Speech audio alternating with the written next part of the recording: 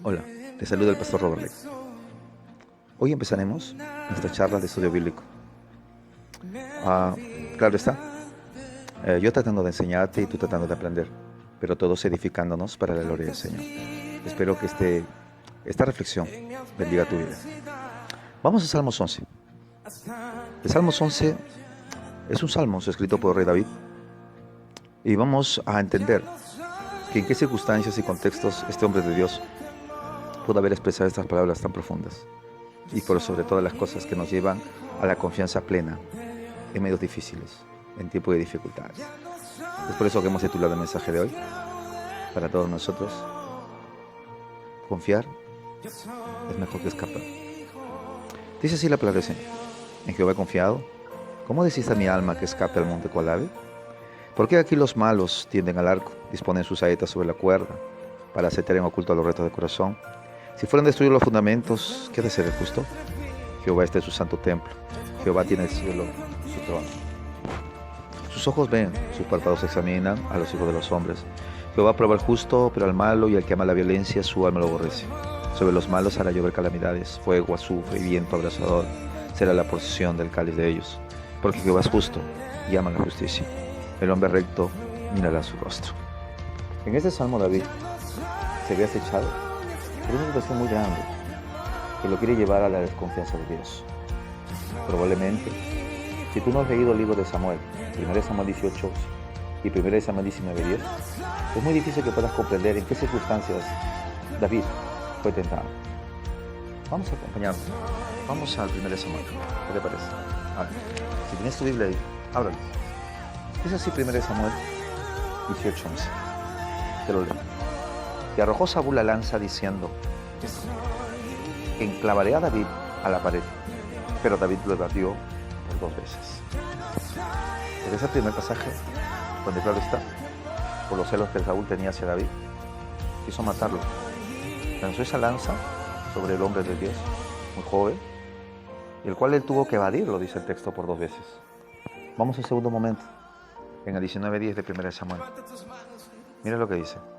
1 Samuel 19:10 está escrito así: y Saúl procuró enclavar a David con la lanza a la pared, pero él se apartó de delante de Saúl, el cual hirió con la lanza en la pared, y David huyó y escapó aquella noche. Y Saúl envió luego mensajeros a casa de David para que lo vigilasen y lo matasen a la mañana. Mas Mical, su mujer, avisó a David diciendo: si no salvas tu vida esta noche, mañana será muerta. Habiendo leído estos 2 pasajes, ahora podemos comprender que en medio de esta circunstancia David se encontraba en un momento que, como cualquier ser humano, pudo haber puesto en duda la providencia y la protección de Dios. Ya había sido ungido y había sido señalado como el futuro rey de Israel. Pero a pesar de tener la promesa y a pesar de tener esa confianza y haber vivido muchas experiencias con el Señor, claro está, mató osos, mató leones, venció al gran guerrero Goliat, pero lo encontramos hoy en momentos diferentes, momentos donde su vida está amenazada, y que muchas veces esto nos lleva a cierta crisis y cierta reflexión en nuestra vida natural y muy humana, donde creemos haber confiado en Dios, haber conocido al Señor y andar en el Señor, muchas veces nos librará de todas circunstancias difíciles, de sufrimiento, de veneno, que muchas veces estamos afectos a situaciones de dolor. Fíjate, ¿no? David, a pesar de ser un elegido por Dios, él también empezó a vivir situaciones muy complicadas, y ciertamente su confianza en Dios estaba siendo aprobada. Hemos leído los pasajes. Hay muchos otros que nos hablan acerca de cómo Saúl persiguió a David. Fueron 10 años de persecución, donde su vida corría peligro. Y los amigos de David justamente se acercaron a él para aconsejarlo, para advertirle y recomendarle que escape, que huya. Y el texto dice claramente ahí, donde hemos leído en el Salmo 11, ahora entendemos, que fue el consejo que le dieron así a David. ¿Sabes qué, David? Huye cual ave, corres el monte. Eso es lo mejor que puedes hacer. Y creo que este consejo de los amigos, que ciertamente la intención era la mejor, tenía dos motivaciones. Primero, que ellos entendían que la vida de David estaba en peligro. En cualquier momento podría él morir, por orden del rey Saúl. Y segundo, también ellos comprendían, como dice el texto aquí, en el versículo 3, que los fundamentos, es decir, el gobierno que regía a este rey Saúl, ciertamente también un rey ya en decadencia, que Dios se había apartado de él, y era un gobierno sin fundamentos, un gobierno de una vida política ya destruida, distorsionada. Bajo esos fundamentos, donde no había una seguridad de justicia, ciertamente los consejeros, los amigos de David, gente cercana a él, le aconsejaban a él que no tenía de dónde él poder sentirse respaldado. Por un lado, el rey quería matarlo. Por otro lado, no tenía ningún tipo de leyes humanas que podían protegerlo y podían librarlo de esta situación que él estaba atravesando. Bueno, frente a este consejo, David nos sorprende tremendamente.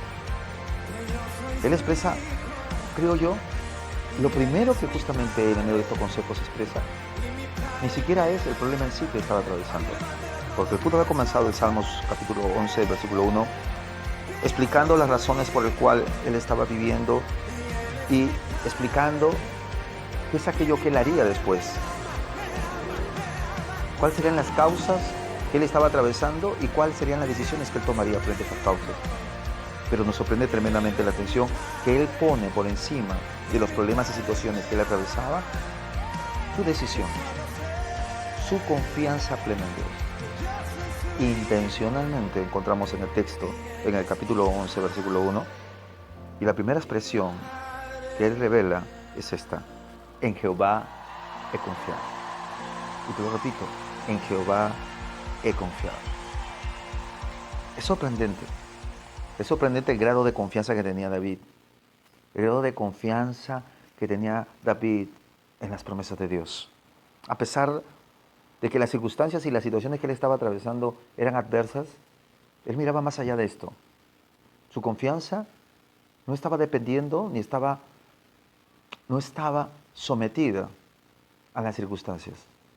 Su confianza estaba puesta en Dios, que ciertamente sus promesas y sus verdades, él comprendía en su corazón que siempre estaban por encima de toda situación, sean buenas o sean malas. Hoy en el mundo, hoy el Perú está atravesando momentos muy difíciles, muy complicados. Hoy el mundo está en un estado de pánico. El gobierno, las autoridades, están asumiendo y tomando todas las medidas posibles para tratar de poder controlar y evitar uno de los mayores flagelos y una de las mayores consecuencias de mortandad que está aconteciendo en estos tiempos, y creo yo, en la historia del mundo. Pero nosotros como hijos de Dios, ¿cómo podemos enfrentar estas situaciones? Nosotros como hijos de Dios, ¿qué es lo que Dios está esperando de nosotros? ¿Cuál debe ser nuestro comportamiento frente a la situación que nos aqueja?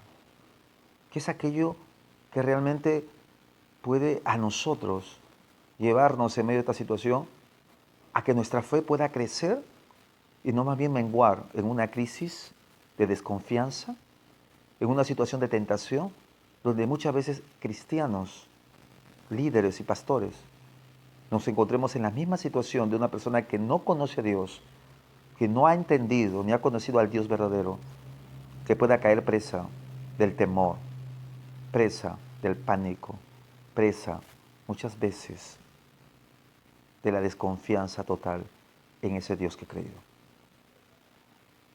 Aprendamos de David esta confianza, esta resolución que él tomó. Porque ciertamente en el versículo 1 lo que puedo ver es una decisión firme, realmente firme. Siempre he entendido que fe va más allá de emoción, fe va más allá de sentir, fe es un asunto de convicción, es un asunto de decisión. Esta expresión del versículo 1, cuando David dice claramente, y creo que esta palabra ha quedado registrada en la eternidad, y es para todos los tiempos, y esta palabra creo que debe nacer hoy en nuestros corazones, en este tiempo que estamos viviendo. Esta expresión de David debe ser nuestra. Cuando podamos decir en medio de estas dificultades que estamos viviendo, en medio de la tristeza, del agobio, en medio de tantas cosas que ciertamente la realidad nos dice una cosa y la fe nos dice otra. La realidad nos dice, mira, las cosas van a ir mal y esto va a empeorar. La realidad nos dice, mira, Dios no está al tanto, ni se le va a intervenir en medio de estas situaciones. Hasta los cristianos y las iglesias hoy están cerradas, donde la realidad nos dice, hasta hay líderes y cristianos también enfermos con este problema y este virus del corona. Pero sabes una cosa, creo que David vio más allá, entendió más allá de lo que la realidad podía dibujar, de lo que la realidad podía mostrar. Él entendió de que Dios está por encima de las realidades y de lo tangible, que Dios es un ente eterno, en su ser eterno, y que la verdad es de Dios, su palabra, sus promesas, son realmente las verdaderas realidades. Siempre lo he dicho, lo que nosotros creemos hoy como real, y lo llamamos tangible, ante Dios, más bien es lo superfluo, más bien es lo superficial. Y lo que realmente es real es Dios y su palabra. Hoy por hoy debemos clamar y exclamar y tomar esa postura como David, de decir, en Jehová he confiado, en Jehová he confiado. Y no solamente él toma esta resolución y esta decisión de expresar su confianza en Dios. Él, en medio de estos consejos, tiene dos opciones. Por un lado, la confianza en Dios, sus verdades, sus promesas, su descanso en el Señor. Por otro lado, tenemos el consejo de los seres humanos, que ciertamente las motivaciones eran buenas y capaz le mostraban un camino aparentemente práctico y que le podía dar solución al problema que estaba viviendo en su presente. Pero David tenía que decidir en medio de estas dos posiciones, si lo queremos entender así. O escuchar a Dios y confiar en Dios, o escuchar a los hombres y apegarse a lo que su alma, a lo que sus sentimientos, a lo que la realidad, entre comillas, le estaba ofreciendo. Escapa por tu vida, le decían. Corre por tu vida. Vuela como el ave. Ándate al lugar más lejano. Súbete al monte donde no te van a poder atrapar. Tú y yo estamos hoy en esas disyuntivas muchas veces. ¿Qué hacer? Por un lado, mi fe me dice, confía en Dios y espera en Dios. Por otro lado, escuchamos los medios de comunicación, escuchamos a los hombres de ciencia, escuchamos a los gobernantes, escuchamos a científicos y escuchamos a gente atea que muchas veces nos pueden llevar a poner en duda esa confianza en Dios.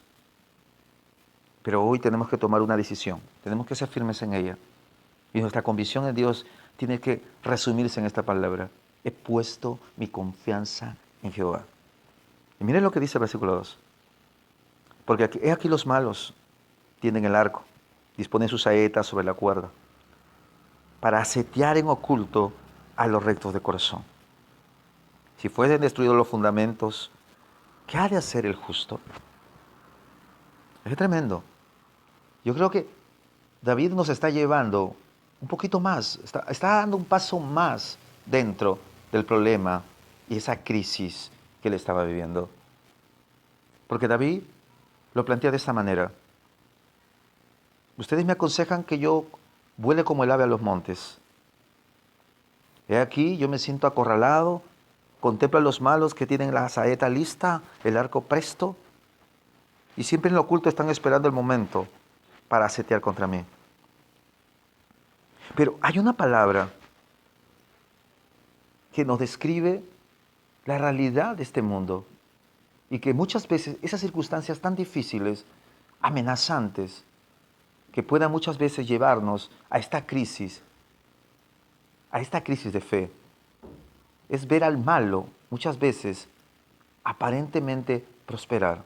Ver al malo aparentemente estar seguro. Esto es lo que muchas veces el cristiano tiene que lidiar diariamente. Porque David comprendía y decía, en otras palabras, yo he confiado en Dios. Y en medio de su confianza en Dios, del corazón de adorador que tenía David, era un hombre que estaba viviendo dificultades, amenazas de muerte. Y que realmente las cosas lo tenían muy difíciles. Pero cuando contemplaba la vida del malo, cuando contemplaba la vida del mismo rey Saúl, que en esta actitud y comportamiento ciertamente no describía de un rey justo. Él veía prosperidad, veía en el malo muchas veces amenaza y aparentemente encontraba en el malo esa condición, de una condición de personas y de un sistema corrupto, malo, pero que se encontraba en un momento de aparente tranquilidad y seguridad. Esto se pone muy complicado cuando empezamos a ver la vida desde los ojos de David. Empezamos a contemplar muchas veces, como dice, a gente que no cree en Dios, a gente que realmente no busca a Dios, pero que aparentemente le va bien. Aparentemente tiene sosiego, tiene respaldo, tiene prosperidad. Mas cuando contemplamos al justo, al piadoso, encontramos que casi siempre está de dificultad en dificultad, viviendo vituperios y problemas. Él lo describe como los malos. ¿Y qué se entiende por los malos? Gente injusta, no temerosa de Dios.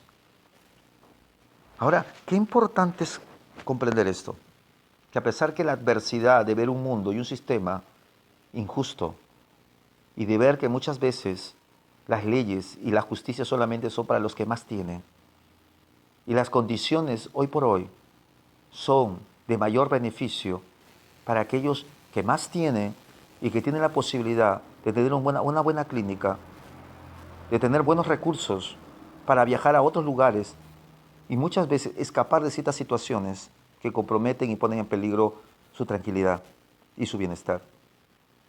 David en medio de esto, él lo entendía bien. Él estaba viviendo una persecución. Él estaba sufriendo una persecución. Su vida estaba en peligro.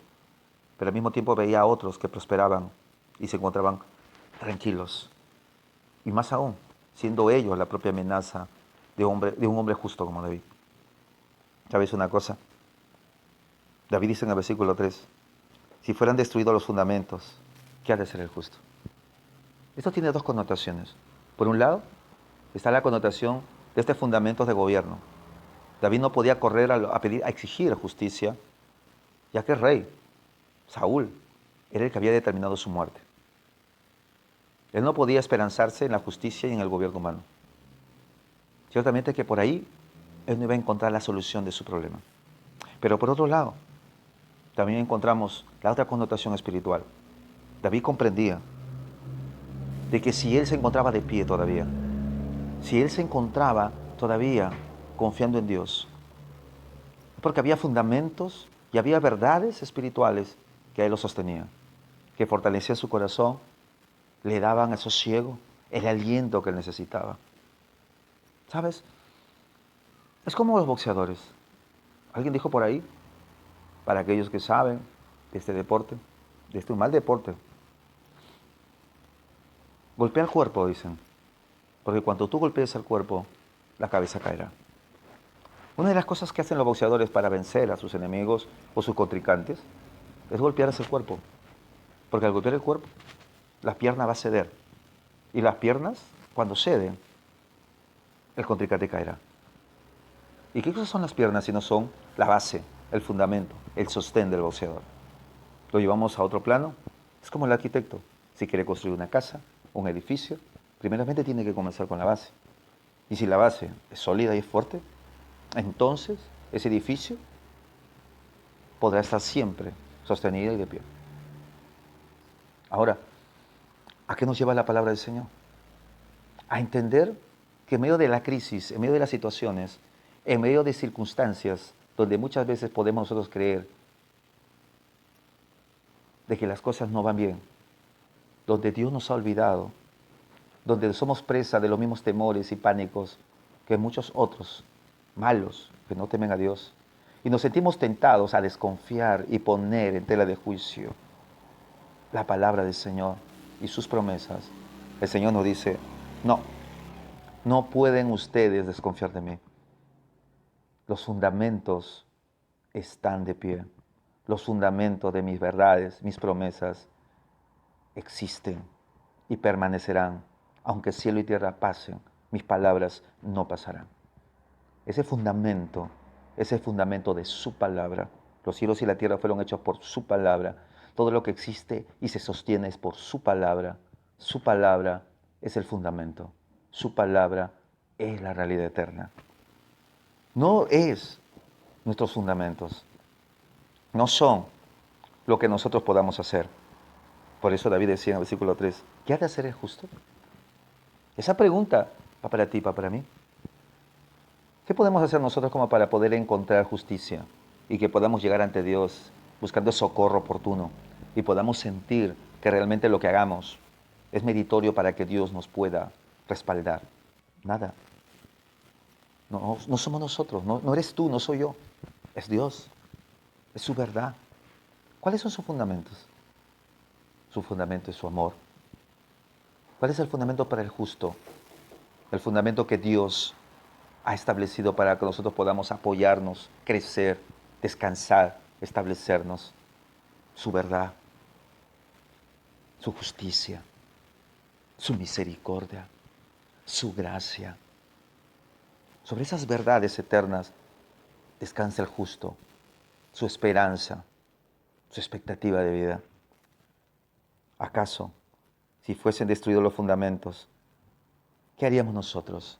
Si la verdad de Dios no estarían hoy y siempre en nosotros, ¿dónde nos apoyaríamos?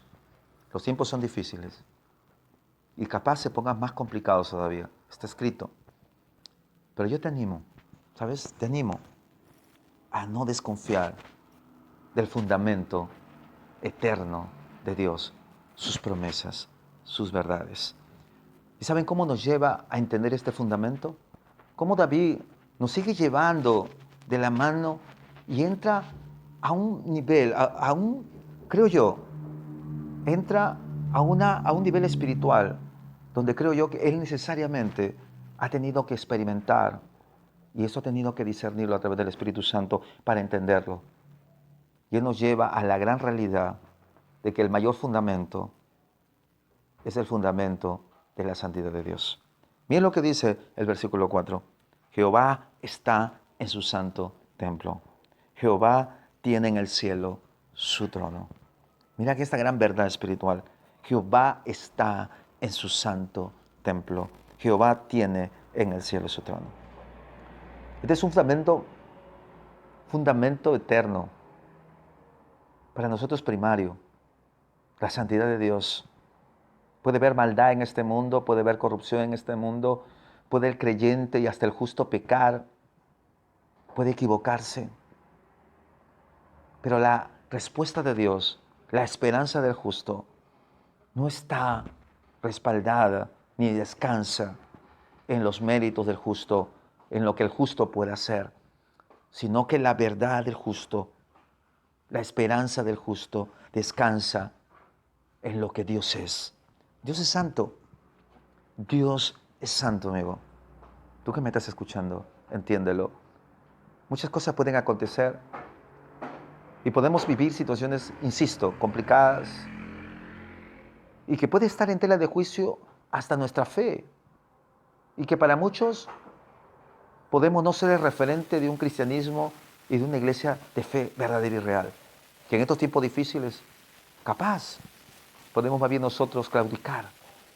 Pero eso no quitará la realidad de quién es Dios. Eso no quitará el fundamento de qué es Dios. Dios es santo, Dios es verdadero, Dios es puro, Dios es misericordioso. Y frente a esas verdades, pase lo que pase, Dios en su misericordia abogará, respaldará, socorrerá al justo. ¿Y sabes por qué? Porque Él es así. Dios es santo. Jehová tiene, dice el texto, en el cielo su trono. Y cuando hablamos de trono, seguramente todos vamos a relacionar gobierno de Dios. Pero ¿sabes una cosa? Si podemos ir un poquito más allá, Dios no solamente nos habla de gobierno, Dios no solamente nos enseña a través de David esta gran verdad espiritual, que Jehová tiene en el cielo su trono, sino que Dios siempre, a través de todos los tiempos, a través de todas las circunstancias que podamos atravesar y vivir, Él siempre está presente y que sus dominios y que su realidad siempre trasciende a través de las circunstancias y los tiempos. David sigue agregando ahí en el versículo 4 mismo y dice, sus ojos ven, sus párpados examinan a los hijos de los hombres. Qué hermosa promesa, qué hermosa verdad. Sus ojos ven. Dios es un Dios que siempre está atento a la oración, siempre está atento al caminar de los suyos. Dios no es indiferente a lo que estamos atravesando. Dios sabe, lo supo siempre, sabe cuál será tu actitud frente a esta situación que vivimos hoy. Estamos en cuarentena, estamos viviendo un momento muy difícil en el mundo entero, pero hoy más que nunca se conoce a aquellos que han puesto su confianza en el Señor. El escritor de Hebreos nos llama siempre a la reflexión y nos aconseja y nos exhorta a poner nuestra mirada en Jesús, el autor y consumador de nuestra fe. No solamente tú miras a lo alto, Él también mira aquí abajo. Él también está observándonos. Él está atento a todo lo que está aconteciendo. Los ojos de Dios no se quitan, jamás se quitará de la vida del justo. Tienes que comprenderlo siempre. Él conoce todo, tu entrada y tu salida. Tú conoces tu pasado, tu presente y tu futuro. Al mismo tiempo, Él conoce la magnitud de tu vida. Tú tienes que confiar, tienes que creer que tiene el control de todo. Él no es indiferente al sufrimiento y al dolor que estamos atravesando. Él no está ajeno a los acontecimientos y al cumplimiento de las profecías. Dios, hoy más que nunca, está más presto a escucharnos. Dice Hebreos claramente, insisto, aquel que se acerca a Dios tiene que creer que hay Dios. Claro que tiene que creer. Tiene que estar segurísimo y que su fe no puede ser movido por ninguna circunstancia. Es necesario ese insumo espiritual que todo creyente tiene que poner al acercarse a Dios. Se llama fe. Fe y confianza plena. Dice el versículo 5, ya casi para terminar, Jehová prueba al justo. Jehová prueba al justo. Y mira cómo David entiende esta circunstancia que él está viviendo. Él comprende que lo que él está atravesando es una prueba. Es una prueba, es un proceso. Pero es necesario comprender que esta prueba no tiene como fin demostrarle a Dios nada.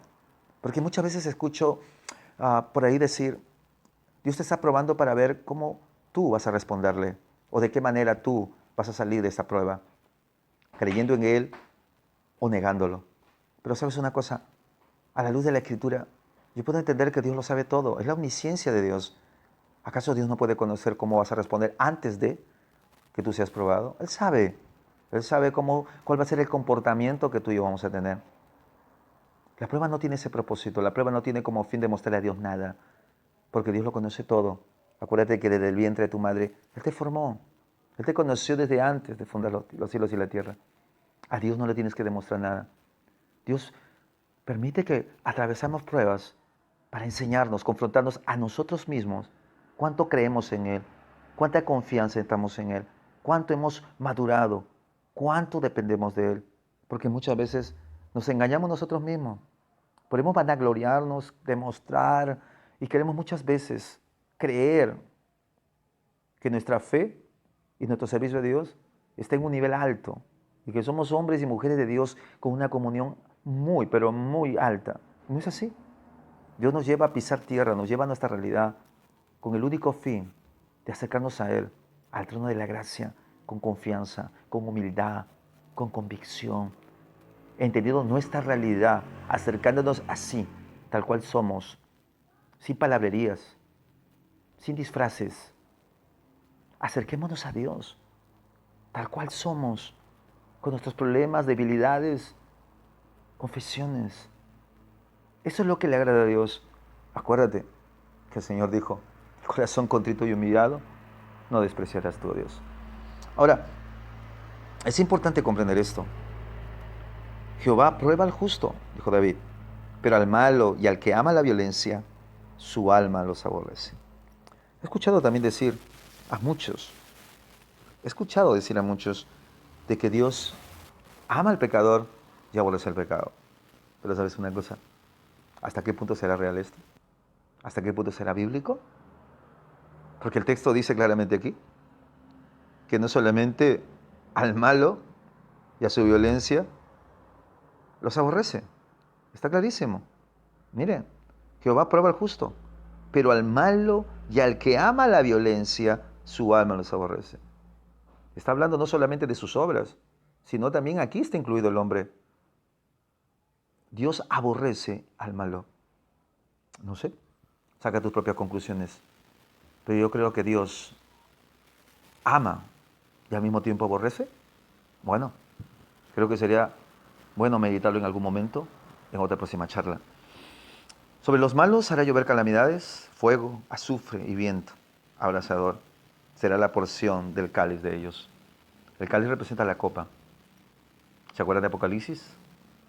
De la ira, de las copas que se derraman por causa del pecado, del cumplimiento de los tiempos. Hay consecuencias y calamidades para el malo, para el impío. Pero también esta copa me lleva a la reflexión de un hombre, de mi mejor amigo, que dio su vida, que murió en la cruz. Aquel que a los 33 años decidió, por ti y por mí, entregarlo todo. Él dijo al Padre en la oración en el huerto, estando muy cerca de su muerte: Padre, si es posible que pase de mí esta copa, pero eso sí, que no sea mi voluntad, sino la tuya. Ese es el Dios que he creído. Un Dios que está dispuesto a sacrificarlo todo por propia resolución y decisión. Por ti y por mí. Espero tu amigo que por primera vez escuchas este mensaje y esta charla a través de este audio puedas tomar tu mejor decisión, la mejor de tu vida. Entrégale a Jesús tu vida. No te vas a arrepentir. Él sobre sí cargó con los pecados de la humanidad. Y créeme, no claudicó en su decisión. Él fue resuelto con la mayor intencionalidad a la cruz. Y él lo dijo: a mí nadie me quita la vida. Yo la doy. Yo la doy. Él es Jesús. Aquel que puede decir sin ningún tipo de limitaciones que realmente Él es el verdadero amigo que da su vida por nosotros. Porque Jehová es justo, dice el versículo 7 ya, y ama la justicia. Y el hombre recto mirará su rostro. El hombre justo y el siervo de Dios puede atravesar muchas circunstancias, como hemos hablado de comienzo. David lo vivió. Persecuciones, a punto de morir, lo exclama, lo atestigua, que en medio de todo esto, a pesar de que la adversidad estaba a la puerta, y que tranquilamente él pudo de alguna manera tomarse de esto para hacer una excusa o para crear una justificación ante Dios. Él pudo haber dicho: bueno, las cosas me van mal, me quieren matar, el rey me quiere matar, no tengo dónde escapar, las cosas ya están dadas, la justicia no va a salir a favor mía, y pareciera que Dios me ha abandonado, porque estoy huyendo para aquí y para allá. Son muchos años de sufrimiento. Y él que tranquilamente pudo haberse, creo yo, cogido de esa situación para poder justificarse, para poder ante Dios argumentar y decir: bueno, Señor, no es fácil. Yo he querido servirte, yo he querido ser recto, yo he querido amarte, yo he querido esperar en ti, yo he querido realmente honrarte siempre, así como mis padres. Pero las cosas se me pusieron difíciles, las cosas fueron horribles. Estaba a punto de morir, no me quedaba otro camino, no tenía otra opción, Señor.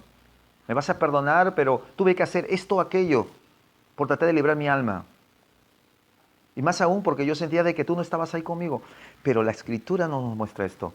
David, terminando este Salmos, nos lleva nuevamente a confrontarnos que a pesar de que él vivió esta situación, a pesar de que su vida estaba en peligro, a pesar de todo lo que él estaba viviendo, demostró de una manera persistente su resolución de su confianza en Dios.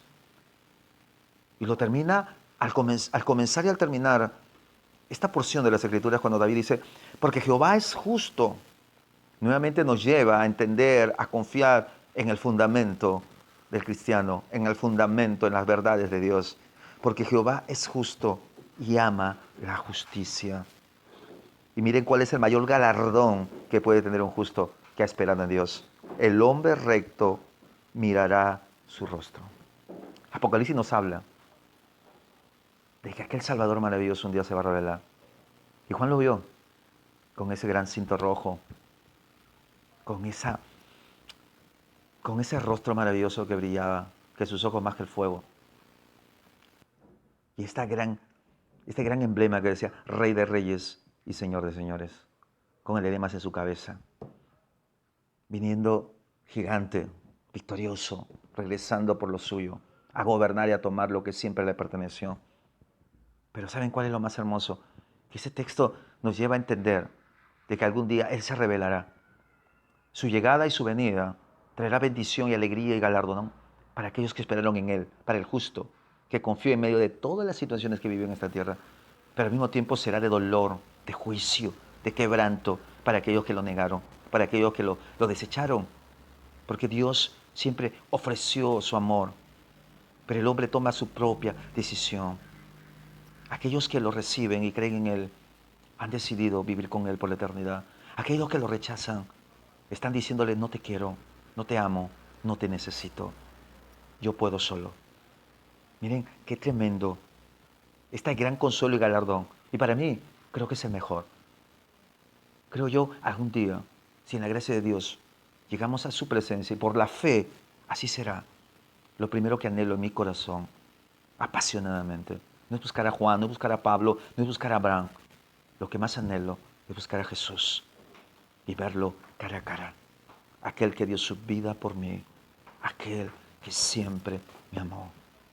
Por eso David termina diciendo, el hombre recto mirará su rostro. Y justamente esa llegada maravillosa y triunfante en caballo blanco de aquel jinete victorioso, el verbo de Dios, dice Juan capítulo 1, que se hizo carne. Ese verbo de Dios, ese maravilloso Dios, dice el texto, lo veremos cara a cara. Esta es la palabra para ti en esta noche. Espero que te haya bendecido. Que te quedes en casa en este tiempo de cuarentena, que te quedes reflexionando en lo que has recibido hoy. Dios quiere hablarte y lo hace a través de diferentes circunstancias. Hebreos dice, de muchas formas ha hablado Dios. Y creo que este tiempo de dificultad y complicación para nosotros también es una forma de hablar de Dios, que muchas veces nos lleva, si lo vemos con la mente natural y carnal, podemos pensar de que esto es el final y que Dios nos ha abandonado y que no sabemos por dónde caminar ni qué hacer. Pero Dios sabía que esto iba a acontecer. Y la iglesia, los hijos de Dios que estamos en medio de esta situación que vivimos, aunque escuchemos voces de amigos, entre comillas, que nos digan, ¿dónde está tu Dios? ¿Qué hay de hacer ahora? Corre, vete a los montes, salva tu vida. Dios te dice en esta noche, confía en mí. Pon tu confianza en mí. Pon tu confianza en mí. Como David, en Jehová he confiado. En Jehová he confiado. ¿Cómo es posible que le quieras decir a mi alma? Dice en el versículo 1, nuevamente recordando lo que David expresó en el primer texto. ¿Cómo es posible que me quieras decir a mí que deje de confiar en Dios, que corre y que escape? Es lo que está diciendo David. No, jamás. Venga lo que venga y pase lo que pase. Yo confiaré en el Señor, Jehová Dios. Muchas gracias. Muchas gracias. Sé que esta palabra va a bendecir tu vida, donde estés. Ponte a orar, dobla tus rodillas y siempre no te olvides, aunque tú le falles, los fundamentos de Dios siempre permanecen. Dios es un Dios de misericordia.